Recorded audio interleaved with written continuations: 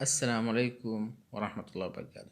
Dear students, माजी के lecture में हम यूज़ ऑफ द इन्फिनेटिव के बारे में चंद चीज़ें जान चुके हैं, जिनमें से हम ये जाने थे कि इन्फिनेटिव का इस्तेमाल नाउन की तरह से होता है और उसका इस्तेमाल एक सब्जेक्ट के तौर पे किया जा सकता है और एक ट्रांजिटिव वर्ब के ऑब्जेक्ट के तौर पे किया जा सकता है। इसी तरीके से वर्ब के कम्प्लीमेंट के तौर पे भी किया जा सकता है।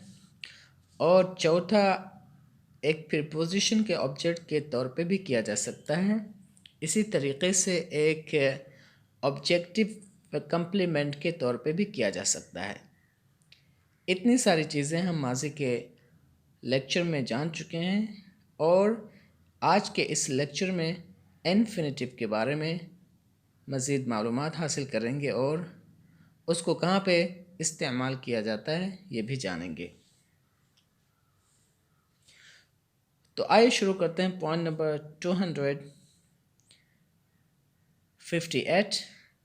The infinitive is also used, number 1, to qualify a verb, usually to express purpose। कहते हैं कि infinitive का इस्तेमाल किया जाता है एक वर्ब को क्वालिफाई करने के लिए, एक वर्ब के माना में इजाफा करने के लिए, उसके फीचर्स को बताने के लिए भी हम इन्फिनेटिव का इस्तेमाल करते हैं। और वो जिस चीज़ को क्वालिफाई करता है वो क्या होता है, वो उस वर्ब के मतलब जो मकसद है, उस वर्ब का जो पर्पस है उसको एक्सप्रेस करता है। ओके, तो नंबर 1 ये कि इन्फिनेटिव एक वर्ब को भी क्वालिफाई करता है और वो मकसद के माने में होता है, पर्पस के माने में होता है। तो आइए फॉर एग्ज़ाम्पल हम यहाँ पे देख लेते हैं, क्योंकि एग्ज़ाम्पल्स के ज़रिए से बातें वाज़ेह होती हैं। He called to see my brother. He called, उसने बुलाया, to see my brother, मेरे भाई से मिलने के लिए। ओके, तो आपने यहाँ पे देखा ये जो टू सी है ये इन्फिनेटिव है और ये वर्ब को क्वालिफाई कर रहा है, और वो जो वर्ब है जिसे ये क्वालिफाई कर रहा है वो क्या है, कॉल। कॉल ये जो वर्ब इस्तेमाल किया गया इसको क्वालिफाई कर रहा है टू सी।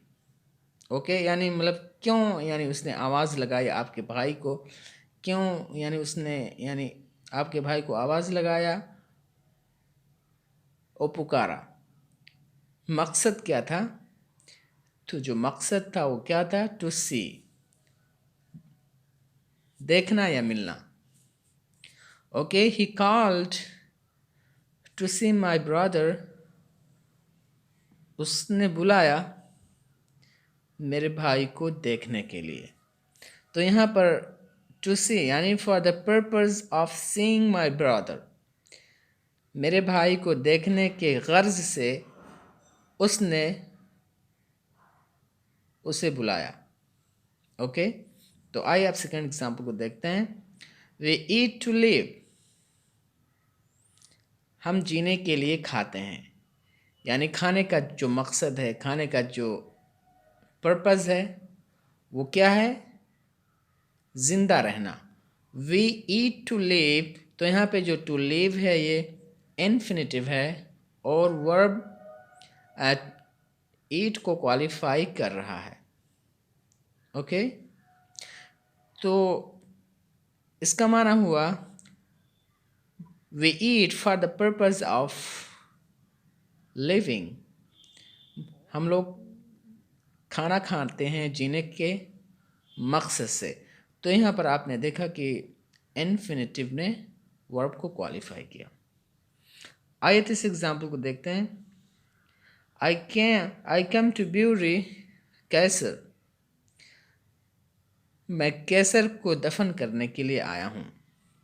तो यहाँ पर जो टू ब्यूरी है ये क्या है, ये इन्फिनेटिव है और कम जो है वर्ब है, तो ये जो टू ब्यूरी है वर्ब कम को क्वालिफाई कर रहा है, उसके माने में चंद मीनिंग का इजाफा कर रहा है।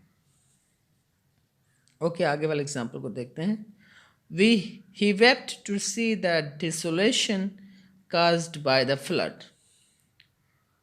वो रोया देख करके इन्हिदाम को जो कि बाढ़ के ज़रिया से हुआ था। यानी डिसोलेशन माने होता है, यानी एक जब बाढ़ आ जाता है तो घर वर जब तहस नहस हो जाते हैं, गिर जाते हैं, तो उसको हम क्या कहते हैं? डिसोलेशन, इन्हिदाम। Okay, he wept to see the desolation caused by the flood. वो रोया डिसोलेशन को देख करके जो कि बाढ़ के ज़रिया से हुआ था।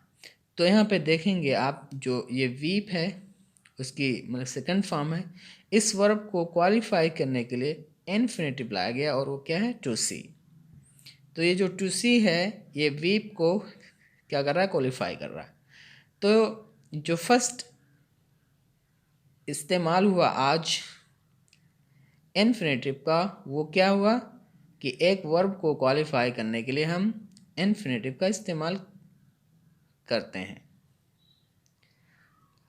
अब आइए हम दूसरे इस्तेमाल को देखते हैं। टू क्वालिफाई एन एडजेक्टिव, यानी इन्फिनेटिव का इस्तेमाल किया जाता है एक ऑब्जेक्टिव को क्वालिफाई करने के लिए, एक सिफत को क्वालिफाई करने के लिए, उसके माने में इजाफा करने के लिए हम इन्फिनेटिव का इस्तेमाल करते हैं। तो आइए फॉर एग्जांपल हम यहाँ पे देख लेते हैं। Figs are good to eat, अंजीर खाने में अच्छे होते हैं। तो यहाँ पर जो गुड है ये क्या है? एडजेक्टिव है और इस एडजेक्टिव को क्वालिफाई कर रहा है टू ईट। ओके, तो ये जो टू ईट है ये एडजेक्टिव गुड को क्वालिफाई कर रहा है। तो इसका माना हुआ figs are good to eat, अंजीर खाने के लिए अच्छा है। आइए दोस्त एग्जाम्पल को देखते हैं। The medicine is pleasant to take, this medicine, ये दवा लेने के लिए अच्छा है। यानी मतलब ये जो दवा है ये कड़वा नहीं है, ये ठीक ठाक है, इसको आसानी से खा सकते हैं। तो यहाँ पर आपने देखा दिस मेडिसिन इज प्लीजेंट, तो ये जो प्लीजेंट है ये एडजेक्टिव है और इस एडजेक्टिव को इन्फिनेटिव क्वालिफाई कर रहा है और वो क्या है? To take. ये दवा अच्छा है खाने के लिए, ठीक है। तो यहाँ पर आपने देखा कि इन्फिनेटिव जो है एक एडजेक्टिव को क्वालिफाई कर रहा है, उसके माने में इजाफा कर रहा है। आइए थर्ड एग्जाम्पल को देखते हैं। The boys are anxious to learn, लड़के लोग एंशियस हैं सीखने के लिए। टू बी एंशियस माने हौसले में होना। Okay, the boys are anxious to learn, लड़के लोग सीखने के लिए परेशान हैं, यानी वो सीखना चाहते हैं। तो यहाँ पर जो एंशियस है ये एडजेक्टिव है और इस एडजेक्टिव को क्वालिफाई कर रहा है टू लर्न। ओके, आइए फोर्थ एग्जाम्पल को देखते हैं। He is too ill to do any work, वो बहुत बीमार है कोई भी काम करने के लिए, यानी वो इतना बीमार है कि कोई काम नहीं कर सकता। तो यहाँ पर आप देखेंगे कि टू इल जो है एडजेक्टिव है और इस एडजेक्टिव को इन्फिनेटिव टू डू क्वालिफाई कर रहा है। तो आपने देखा यहाँ पर इन्फिनेटिव के दूसरे इस्तेमाल को कि इन्फिनेटिव का इस्तेमाल एक एडजेक्टिव को क्वालिफाई करने के लिए भी किया जा सकता है। आइए इसके तीसरे इस्तेमाल को देखते हैं। Number third, to qualify a noun, एक नाउन को क्वालिफाई करने के लिए, उसके माने में इजाफा करने के लिए भी हम इन्फिनेटिव का इस्तेमाल करते हैं। तो आइए इसको देख लेते हैं हम। This is not the time to play, ये खेलने का वक़्त नहीं है। This is not the time, ये वक़्त नहीं है, टू प्ले, खेलने का।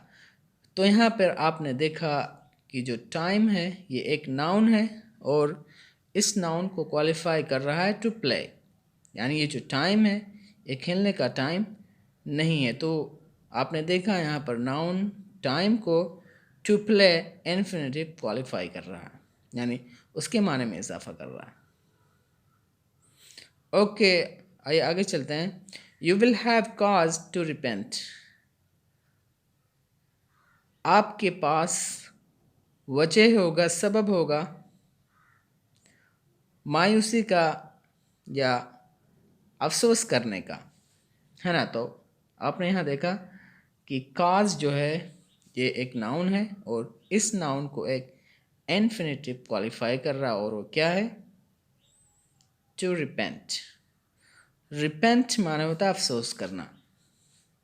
ही is a man to be admired, वो एक ऐसा आदमी है जिसकी सराहना की जाती है। ओके, तो यहाँ पर आप देखेंगे कि ये जो मैन है ये एक नाउन है और इस नाउन को क्वालिफाई कर रहा है टू बी एडमायर्ड, जो कि ये पैसिव वॉइस इन्फिनेटिव है। Okay, he is a man, वो एक ऐसा आदमी है, टू बी एडमायर्ड, जिसकी तारीफ़ की जाती है, जिसकी सराहना की जाती है। तो यहाँ पर टू बी एडमायर्ड ये इन्फिनेटिव है जो कि मैन को क्वालिफाई कर रहा है, जो कि एक नाउन है। ओके, आगे चलते हैं। Here is a house to let, यहाँ पे एक घर है रहने के लिए। तो आपने देखा ये हाउस एक नाउन है और इस नाउन को क्वालिफाई कर रहा है लेट। टू लेट जो है ये वर्ब है। टू लेट के माने होते हैं to permit someone to live, यानी किसी भी शख्स को इजाज़त देना रहने के लिए।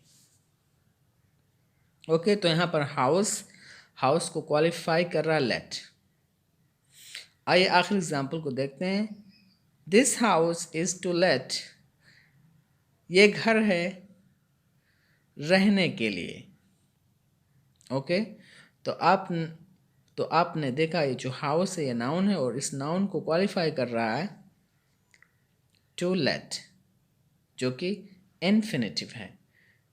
तो आपने देखा यहाँ पर कि इन्फिनेटिव का इस्तेमाल एक नाउन को भी क्वालिफाई करने के लिए किया जाता है, जैसा कि आपने एग्जाम्पल्स में देखा। अब आइए चौथे इस्तेमाल को देखते हैं जो आखिर है। टू क्वालिफाई अ सेंटेंस, एक सेंटेंस को क्वालिफाई करने के लिए, एक सेंटेंस के माने में फीचर्स डालने के लिए, खासियत डालने के लिए भी हम इन्फिनेटिव का इस्तेमाल करते हैं। तो आइए इसके भी एग्जाम्पल देख लेते हैं। To tell the truth, I quite forgot my promise. To to tell the truth यानी सच कहूँ तो, माना क्या होगा इसका, टू टेल द ट्रूथ, सच बोलूँ तो, I quite forget my promise, मैं अपने वादे को बिल्कुल भूल गया था। तो यहाँ पर आप देखिए टू टेल द ट्रूथ ये एक इन्फिनेटिव है अपने ऑब्जेक्ट के साथ, जो कि क्वालिफाई कर रहा है सेंटेंस को, और वो सेंटेंस क्या है, आई क्वाइट फॉरगेट माई प्रॉमिस। तो ये आई क्वाइट फॉरगेट माई प्रॉमिस ये जो है एक सेंटेंस है और एक इस सेंटेंस को क्वालिफाई कर रहा है एक इन्फिनेटिव, और वो क्या है, to tell the truth. Okay, आइए आगे वाले एग्जाम्पल को देखते हैं। ही वॉज पेट्रीफाइड, वो डरा हुआ था, सो डू स्पीक, इसीलिए वो ऐसा बोला। ओके, तो यहाँ पर टू स्पीक ये जो है ये इन्फिनेटिव है और ये क्वालिफाई कर रहा है अपने पहले वाले सेंटेंस को he was petrified so to speak, वो इतना डरा हुआ था कि वो बोल ना सका। सो टू सो टू स्पीक, वो इस तरीके से मतलब बोला या बात किया कि वो डरा हुआ था। तो आपने यहाँ पे देखा कि यहाँ पर जो टू स्पीक और to tell the truth infinitive इस्तेमाल किए गए हैं, ये एक सेंटेंस को क्वालिफाई कर रहे हैं। तो ये रहे हमारे 4 और इस्तेमालात इन्फिनेटिव के। तो आइए आगे हम इसको देखते हैं। When the infinitive is thus used, it is called the gerundial qualifying infinitive। और ये कहते हैं कि जब इस तरीके से इन्फिनेटिव का इस्तेमाल किया जाए तो हम इस इन्फिनेटिव को जो नाम देते हैं वो gerundial या क्वालिफाइंग इन्फिनेटिव, यानी अगर इस तरीके से आप इन्फिनेटिव के इस्तेमाल को सेंटेंसेस के अंदर पाएँ तो आप कहें कि ये जेरेंडियल या क्वालिफाइंग इन्फिनेटिव है। ओके, तो ये रहा हमारा इन्फिनेटिव के और इस्तेमालात। आइए आगे देखते हैं।